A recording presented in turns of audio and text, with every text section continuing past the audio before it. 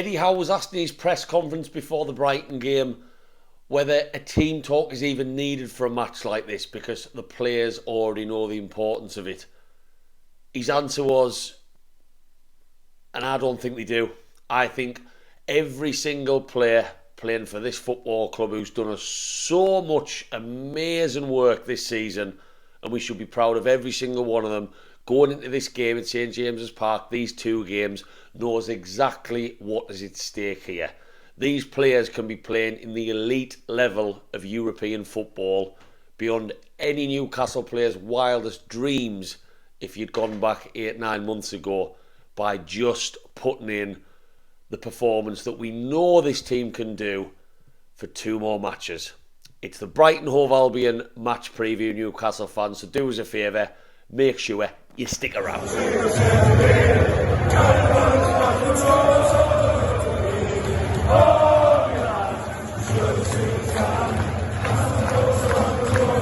Welcome back to Black and White Banter, you lovely Newcastle fans. I've just been for my 4th nervous poo, just sitting thinking about this Brighton match. And not because I fear Brighton, maybe the way that some people on social media are talking about them as if they're Bayern Munich or Real Madrid. Not in that way, but more because of the importance of this match. But before I get into that, and before I get into my first point that I'd like to make, I just want to ask anyone watching this video right now to go down and give us a little like. It goes a very, very long way to all this video editing. It goes out to more Newcastle fans, and that's exactly why I make these videos. And do us a favour, whack that subscribe, because you might like my match vlogs that are going to be coming this week. 2 in 3 days you're going to get from us outside St James's Park this week. So make sure you catch them. There'll be one on Thursday night, hopefully, depending on how late I get back. But the first point, before we touch on this Brighton match preview and talk about the opposition and the predictions for the match a little bit more, can we just take a second to acknowledge the fact that Newcastle United Football Club have confirmed that they will be playing at the minimum, Europa League football next season. And I just want to acknowledge that. Yes, we're going to sit here and talk about how Champions League football is at stake in the next 4 days. Of course we are. But I want to say that no matter what happens, playing Europa League next season would be nothing short of incredible regardless. Let's take where we've been all season in the top 4 out of the equation for a second and take a look at this Europa League competition. It's a fantastic competition. Look at the teams who've played it in previous years. Look at the teams that have won it in previous years. You've had finals including Chelsea and Arsenal, Man United a couple of times, Atletico Madrid, Villarreal. Obviously, Frankfurt won it last year in dramatic circumstances. It's a very big competition, and we will be getting our passports ready. We will be drinking German beers, Polish beers, Slovakian beers, you name it. The Toon Army are going to be marching around Europe regardless of what happens in these 2 matches. And that is still something that needs to be talked about, because we can go to St James's Park on Thursday and roar them on against Brighton, and the same against Leicester on Monday, and the same at Chelsea next Sunday. Safe in the knowledge, regardless of anything else, that we are playing European football, and there is going to be crazy fans coming to Newcastle, crazy fan bases walking up to St James's Park chanting with police escorts. It's going to get crazy, and those European nights are back, and who knows where we could go in the Europa League if that was the competition we ended up in. So that's what I just wanted to start with. And don't forget that, Newcastle fans, because I'm sure the focus of most YouTube videos this week has been Champions League, Champions League, Champions League. Are we going to bottle it? I'm not having that term. And we'll touch on why you should still be a little bit maybe disappointed if we don't get it on this video in a little bit. But I'm not having the word bottle jobs. We were fucking fighting relegation last season. We looked down and out. I remember losing in Eddie Howe's first away game, losing to Arsenal 2-0 at the Emirates, and just thinking, nah. I mean, this Eddie Howe he's not going to lose anything here by watching us go down, because he hasn't had a job for a while. And he'll probably say it was a poisoned malice before he even took over in the position we're in. And look at us now, talking about having Europa League confirmed and possibly Champions League with 3 games of the season to go. Incredible. Proud as punch. Literally every single Newcastle player that's played for this badge this season has been absolutely fucking incredible. and fair play to them. But there is bigger fish to fry between now and the end of the season, which leads me on to Brighton Hove Albion at St James's Park under the lights. Well, it's getting quite late nights in Newcastle now. Maybe not under the lights for the first half, but maybe under the lights for the second half. And we know what them atmospheres bring, but we also know the magnitude of this game now. We are playing against the Brighton Hove Albion team that, yes, some people are going to argue have dipped in form in and out. They got battered off Everton. God, that one must have tasted sour for those Brighton fans down on the coast. But then they go and they win at Arsenal in what was a very, very accomplished performance. I watched that match. I was on the sofa on Sunday watching it.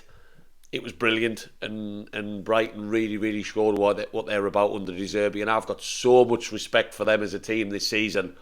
Bearing in mind they changed manager mid-season, which is never easy, and De Zerbi has almost kept some of the fundamentals of what Potter did, which I still think Potter is a very good manager, regardless of what happened to him at Chelsea. He kept some of them, and he's put his own sprinkle on, and they're playing some great football, technically very good, very organised. It's not an easy game by any means, and this is probably one of the hardest teams to come to St James's Park for a while. So we do have our work cut out on this one. But as I said at the start of this video, many Newcastle fans are talking about Brighton on Thursday as if we are literally playing Real Madrid in their prime, the Galacticos. And it's not quite at that level. Like I've just said, they got beat by Everton 5-1 a week ago at home. St James's Park for us is a fortress, and I think we need to focus on what we can do, because make no mistakes about it, Brighton Hove Albion will not be looking forward to getting on that bus, or probably flight, to Newcastle for this match on Thursday night. They won't be. They've just played on Sunday, given everything to a huge game against the title challengers Arsenal, to then have to do it again at Fortress St James's. And we know what we can do here. The only teams that have beat us at St James's Park are Liverpool, which we played very well on that day, and of course Arsenal more recently. When again, if Lady Luck had shined on us, we probably would have got something out of that Arsenal match as well. And they'll be fearing it. And if we can use that crowd as the 12th man, and as I make this video, Mehrdad Gadusi, our co-owner, has tweeted out tonight basically a rallying call to Newcastle fans. Bring your scarves, make your voice loud, because we need you at St James's Park to be our 12th man. And I voiced that, and I think the owners know what St James's Park can create and how that can help the players. And of course our owners won Champions League for obvious reasons. It's going to push their project and their ambitions on fucking sixfold on what they were expecting us to achieve since they've taken over. Now, with this match, looking at the opposition, we know where they can hurt us. Mitoma is looking absolutely incredible. I wouldn't be surprised if he gets some huge interest in the summer. He's looking very, very dangerous. Orsina, who obviously scored at Arsenal on Sunday, he's kind of come out of nowhere in that Brighton team this season as it's worn on. He's a bright spot. You've got Casado in midfield, who we know is being linked to the big clubs. He's going to be up for this one. Even Ferguson, the young striker up front for them, is looking bright. We know lots about March on the wing. He's a dangerous player. They've got Pascal Gross, who's been banging the goals in recently. There's lots of different branches to this sort of Brighton tree, if you want to look at it that way. Now, the areas of the field I'm worried about going into this game is certainly our lack of pace in defence, and that's proved a problem. It proved a problem against Arsenal. I'm worried about De Zerbi, who will be doing his homework on this Newcastle team and where we've maybe been exposed more recently. Because let's face it, Newcastle fans, we've looked softer defensively. We have. I didn't get to do a last word video after Leeds on Saturday. Leeds, I thought Botman had his worst game in a Newcastle shirt. I think it's fair to say on Saturday. He wasn't the reason we didn't win the game, but he certainly didn't play well. I think Dan Burn has looked a little bit rusty for a while now, and what I'm worried about is when some of these very technical flair players from Brighton can cut inside, that's when we get caught out. We saw it against Arsenal with Martinelli, with Saka cutting in, and he missed a lot of chances that day. We are getting caught out with pace. Botman isn't the fastest. Cher's certainly not the fastest. And then you're looking at Trippier and Burn. Between them, they don't really have any pace at either fullback. So that's a concern. And this is a very technical Brighton team, so very different to what we had to face at Leeds on Saturday, which was a scrap. And Leeds got in our faces for spells in that game. I didn't think we played that badly on Saturday. Like I say, I know I haven't had a chance to do a last word video because the fixtures coming so thick and fast. We didn't play badly on that day, but this is a much, much more technical team. Brighton are going to be very, very happy to play with the ball in very tight spaces. Lots of 1-2s from the midfield with players like Mitoma and Asina, as I mentioned, and even Ferguson. Maybe Welbeck, if he chooses to use Welbeck, playing off each other. Can we cope with that? I think we really need to shore things up defensively. We really, really do, because we have looked softer for a while now. If you look at our clean sheets record, that's changed as the season's gone on. We have the most only clean sheet of recent times was against Man United when we battered them that day. So that needs to change now from midfield. Like I say, they've got Caicedo, they've got Pascal Gross. If we are going to perform, if some of our players are going to be as quiet as what they have been, that's another area I'm worried about, where we need to win them battles. Now, Bruno, for me, has not been performing for a while. It's a hot topic. It's not a controversial opinion. It's all over Twitter. It's all over Facebook. Why is Bruno not playing like we know that he has been most of the season, like we know he can? We don't know. Is it his newborn baby?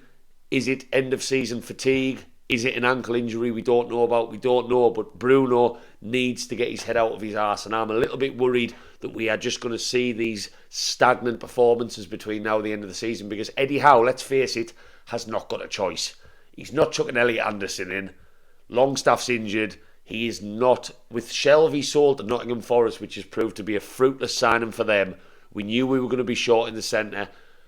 I don't want to say it's going to cost us Champions League at that central midfield area with Longstaff out and not strengthening in January in that department. But if Bruno's going to continue to play the way he has been, and I think he is missing Longstaff, he's missing him like his baby brother. He's missing him like I miss my dog when I've been away for the day. I think the whole midfield's missing Longstaff, and my God, has that man highlighted how pivotal he's been to all the success we've had this season. So he's still not back in the fold. Eddie Howe said he's training well, but he's not going to be involved against Brighton, so he's out the equation. I thought Joe Willock on Saturday was very poor.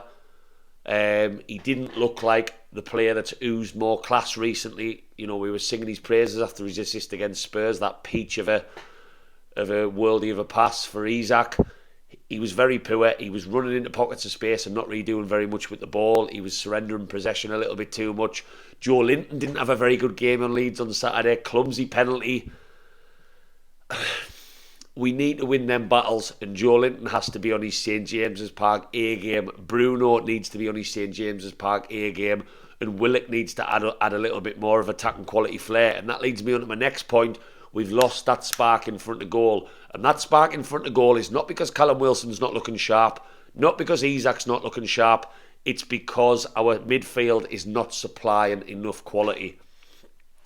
Jacob Murphy comes straight back into the team for me on this one, but I've got a funny feeling Eddie Howe, with work rate at the other end of the pitch against the Mitomas and their flair players, I feel like Eddie Howe might be tempted to go Almiron, because we know Almiron, although Murphy's got an engine on him, is probably going to graft a little bit harder on that front as well. Murphy comes in without a shadow of a doubt. Now it's opening up this Isak Wilson, should they keep playing together debate. I'm not a huge fan of it, because we lose that option off the bench, and I'm going to keep saying this on videos now. I think going into this Brighton game, my gut is telling me that maybe Maximin or someone should come in. If Maximin is looking fully fit, and only Eddie Howe knows that in training, he can cause Brighton all sorts of problems, and he was in some amazing form before his injury. But my head is kind of saying Isak and Wilson one more time. And let's see, Isak from the left-hand side, we know he's got that quality, but when he moved over against Leeds to the middle, for me, he looked more dangerous. He runs the channels now better than Wilson does. He moves into all sorts of pockets of space. He's got great link-up play, but that means you drop Wilson. And how can you drop Wilson? Controversially, I actually would, and I know that's a crazy statement for a lot of Newcastle fans to hear, that I would drop a player who scored 17 goals and banged loads in April and looks confident as.